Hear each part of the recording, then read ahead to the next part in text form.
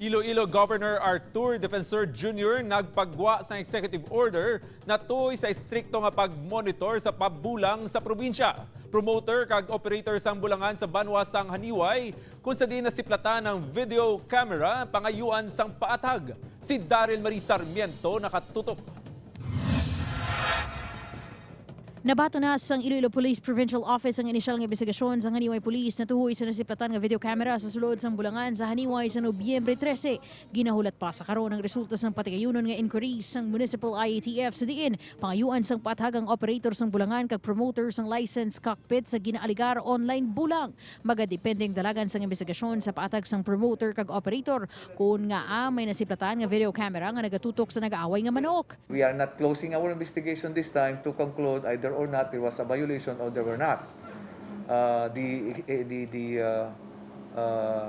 Chief of Police is recommending that IATF or Municipal Interagency Task Force will do an inquiry to the licensed cockpit at for Janiuay.